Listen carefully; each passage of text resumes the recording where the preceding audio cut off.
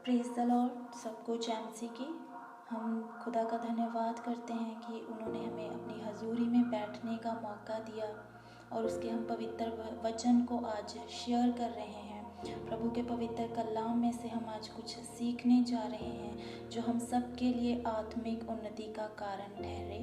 तो आज हम जो विषय ले रहे हैं वो है आदम और हवा का बाग में से निकाले जाना।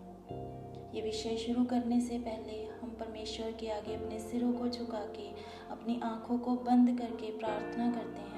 है यहोवा पिता परमेश्वर, है राजाओं के राजा, सेनाओं के यहोवा पिता, हम आपका धन्यवाद करते हैं पिता परमेश्वर जी। प्रभु जी, हम आपकी आवाज़ को सुनने जा रहे हैं पिता परमेश्वर जी। प्रभु जी, आपका जो वचन रूपी बीज जब हमारे हृदय रूपी ज़मीन पर बोया जाए प्रभु जी, ये हमारी ज़िंदगियों में फल लेके आए पिता परमेश्वर जी, और कोई अंधकार की शक्ति इन वचनों को चुराने ना पाए प्रभु जी। एक एक जन जो आपके पवित्र वचन को सुन रहा है पिता परमेश्वर जी, आप उनसे बात करें। पवित्र आत्मा हमें अपने पूरी तरह से नियंत्रण में ले और हमें इन वचनों की गहराई में ले चले। प्रभु यीशु मसीह जी के पवित्र सामर्थी नाम में मांगते हैं, आमीन। हाँ जी, तो हम आयत में यहाँ पे जो देखेंगे उत्पत्ति 3 उसकी 21 से 24 आयत जो हम रीड करते हैं सबसे पहले। और यहाँ से मैं शुरू कर रही हूँ। उत्पत्ति 3 की 21, 22, 23 और 24 आयत हम रीड करेंगे एक साथ और बाद में हम इसको एक एक करके कवर करेंगे। तो मैं रीड कर रही हूँ उत्पत्ति 3 की 21। और यहोवा परमेश्वर ने आदम और उसकी पत्नी के लिए चमड़े के अंगरखे बनाकर उनको पहना दिए। फिर यहोवा परमेश्वर ने कहा, मनुष्य भले बुरे का ज्ञान पाकर हम में से एक के समान हो गया है, इसलिए अब ऐसा ना हो कि वह हाथ बढ़ाकर जीवन के वृक्ष का फल भी तोड़ के खा ले और सदा जीवित रहे। इसलिए यहोवा परमेश्वर ने उसको अदन की वाटिका में से निकाल दिया कि वह उस भूमि पर खेती करे जिसमें से वह बनाया गया था। इसलिए आदम को उसने निकाल दिया और जीवन के वृक्ष के मार्ग का पहरा देने के लिए अदन की वाटिका के पूर्व की ओर करूबों का और चारों ओर घूमने वाली ज्वालामय तलवार को भी नियुक्त कर दिया। तो हमने पिछली क्लासेस में देखा था कि आदम और हवा ने पाप किया, प्रभु के साथ उन्होंने वो अनाज्ञाकारिता को दिखाया। पर इसके बाद हम देखते हैं कि परमेश्वर ने उन्हें श्राप दे के छोड़ दिया। प्रभु न्यायी परमेश्वर है और प्रभु का वचन कहता है कि पाप की मजदूरी मौत है। और न्यायी परमेश्वर होने के कारण प्रभु को तो चाहिए था कि आदम और हवा को उसी वक्त मार दे, क्योंकि उन्होंने पाप किया था और पाप की मजदूरी मृत्यु होती है। तो उसी वक्त उन पर मौत नहीं आई। पर एक तरफ हम देखते हैं परमेश्वर न्यायी परमेश्वर है, वो अपनी कही हुई बात से कभी मुकरता नहीं। वो वफादार है, वो दयालु है, न्यायी परमेश्वर है। वो जो कहता है वो करता भी है। प्रभु कभी बदलता नहीं। तो जो उसका न्याय है कि पाप की मजदूरी मौत है, वो मौत आई डेफिनेटली, पर वो आदम और हवा पर नहीं, एक निर्दोष जानवर पर आई। हम रीड करते हैं उत्पत्ति 3 की 21 आयत। और यहोवा परमेश्वर ने आदम और उसकी पत्नी के लिए चमड़े के अंगरखे बनाकर उनको पहना दिए। तो यहाँ पे आदम और हवा को चमड़े के अंगरखे पहनाए गए। तो ये कहाँ से आए? उस अदन की वाटिका में एक निर्दोष जानवर बलि किया गया, उसके चमड़े के अंगरखे आदम और हवा को पहनाए गए। परमेश्वर ने आदम और हवा के पाप की माफी की बलि के लिए एक जानवर को जो निर्दोष था मारकर उसके अंगरखे बनाकर आदम और हवा को पहनाए। एक निर्दोष जानवर बलि किया गया। ठीक उसी तरह से जिस तरह प्रभु यीशु मसीह निर्दोष थे, हमारे लिए बलि किए गए। जिस तरह आदम और हवा के गुनाहों की सजा उस निर्दोष जानवर पर आई, उसी तरह से मेरे और आपके गुनाहों की सजा प्रभु यीशु मसीह पर आई। हम रीड करते हैं यूहन्ना 1 उसकी 29 आयत में लिखा है, दूसरे दिन उसने यीशु को अपनी ओर आते देखकर कहा, देखो ये परमेश्वर का मेमना है जो जगत का पाप उठा ले जाता है। जिस तरह अदन की वाटिका में आदम और हवा के पाप को उस निर्दोष जानवर ने उठाया, उसी तरह से हम यूहन्ना की अंजील 1 उसकी 29 आयत में देखते हैं प्रभु यीशु मसीह जी के बारे में लिखा है कि वो जगत का मेमना है। जगत का मतलब पूरी मानव जाति का, सिर्फ ईसाइयों का, हिंदू सिख मुस्लिम ऐसे नहीं, धर्मों का नहीं यहाँ पे वर्णन किया गया। यहाँ पे बाकायदा लिखा गया है कि जगत का पाप उठा ले जाता है, पूरी मानव जाति के पाप को उसी तरह से प्रभु यीशु ने उस क्रूस पर उठा लिया, जिस तरह से अदन की वाटिका में उस निर्दोष जानवर ने आदम और हवा के पाप को अपने ऊपर ले लिया।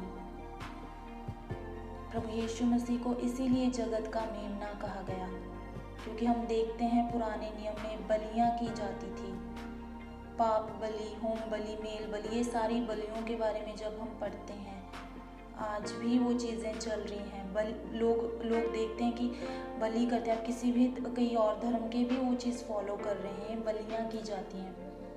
वो पाप की बलि, जब किसी से गुनाह होता था तो उसके लिए परमेश्वर ने अदन की वाटिका में दिखाया कि हाँ, पाप की माफ़ी के लिए लहू बहाना अवश्य है, वो ज़रूरी है, क्योंकि पाप की मजदूरी मौत है। अगर कोई पाप करता है उसके लिए किसी को लहू बहाना पड़ेगा। वो जानवरों का लहू बहता था, पर जब प्रभु यीशु मसीह ने क्रूस पर खुद के लहू को बहाया मेरे लिए, आपके लिए, वो क्रूस पर एक वध हुए मेमने की तरह कुर्बान हो गया, तो उसने हमारे लिए वो सब कुछ पूरा कर दिया।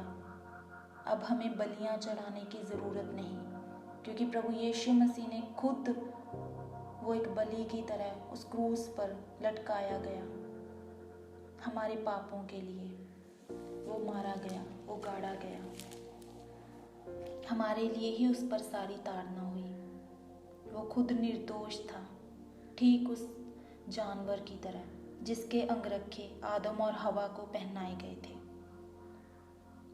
आगे हम रीड करते हैं उत्पत्ति 3 उसकी 22 और 23 आयत रीड करेंगे। फिर यहोवा परमेश्वर ने कहा, मनुष्य भले बुरे का ज्ञान पाकर हम में से एक के समान हो गया है, इसलिए अब ऐसा ना हो कि वह हाथ बढ़ाकर जीवन के वृक्ष का फल भी तोड़ के खा ले और सदा जीवित रहे। इसलिए यहोवा परमेश्वर ने उसको अदन की वाटिका में से निकाल दिया कि वह उस भूमि पर खेती करे जिसमें से वह बनाया गया था। तो हम यहाँ पे देखते हैं कि परमेश्वर ने जब अदन की वाटिका में आदम को रखा था तो वहाँ पे 2 वृक्ष का हम जिक्र देखते हैं कि एक तो भले और बुरे के ज्ञान का फल का वृक्ष था, और उसके साथ ही एक और वृक्ष था जीवन के फल का, जिसे परमेश्वर ने खाने के लिए उसे मना नहीं किया था। आदम को प्रभु ने वार्न किया था भले और बुरे के ज्ञान के फल को ना खाए, पर जीवन के फल को ना खाने के लिए परमेश्वर ने वार्न नहीं किया था। इसका मतलब प्रभु चाहते थे कि वो जीवन का फल चाहे खा ले, कोई प्रॉब्लम नहीं, बट अगर वो भले और बुरे के ज्ञान का फल खाता तो उसमें ये पाप आना था। तो वो वृक्ष भी वहीं पर था। अब आदम के जीवन में, हवा के जीवन में वो पाप आ चुका है उस फल को खाने के बाद। भले बुरे के ज्ञान को, वो उस फल को जब उन्होंने खाया वो उनके अंदर आ चुका था। और अगर अब वो जीवन के उस वृक्ष का भी फल खा लेते तो वो सदा जीवित रहते और पाप के साथ ही जीवित रहते। उनका पाप से कभी छुटकारा ना होता, क्योंकि अगर वो जीवन के उस वृक्ष के फल को खा लेते तो वो अमर हो जाते, और अभी उनके जीवन में पाप आ चुका था तो वो सदा पापी रहते। ये परमेश्वर का प्रेम है। प्रभु नहीं चाहता था कि आदम और हवा और आने वाली जनरेशन्स सदा सदा तक पापी ही रहें। वो ऐसे ही पाप में ही अमर हो जाए और पाप में जीवन गुजारे। परमेश्वर ने इसी कारण उनको अदन की वाटिका में से निकाल दिया। आदम पाप करने से पहले सिर्फ अच्छा ही जानता था, पर जब उसने भले और बुरे के ज्ञान वाले उस फल को खा लिया तो वो प्रभु की तरह अच्छे और बुरे का ज्ञान भी पा चुका था। इसीलिए इसी कारण परमेश्वर ने आदम और हवा को बाग में से निकाल दिया, क्योंकि अगर वो जीवन के वृक्ष का फल खा लेते तो सदा सदा पापी रहते और सदा जीवित रहते, उद्धार होता ही ना। तो आगे हम 24 आयत रीड करेंगे, उत्पत्ति 3 की 24। इसलिए आदम को उसने निकाल दिया और जीवन के वृक्ष के मार्ग का पहरा देने के लिए अदन की वाटिका के पूर्व की ओर करूबों को और चारों ओर घूमने वाली ज्वालामय तलवार को भी नियुक्त कर दिया। तो जब परमेश्वर ने आदम को उस वाटिका से निकाल दिया तो वो जीवन के वृक्ष को प्रभु ने हाइड कर दिया। अदन की वाटिका इस पृथ्वी पर है, अब भी है। प्रभु ने उसको मनुष्य की नज़र से छुपा लिया। ये जीवन का फल अभी भी है, और जो ये जीवन का फल है वो एक दिन हम ज़रूर उसको खाएंगे। वो परमेश्वर ने अभी छिपा दिया, क्योंकि आदम के जीवन में पाप आ चुका था, और इस पाप की मजदूरी जो मौत है वो प्रभु यीशु मसीह ने उस क्रूस पर ली।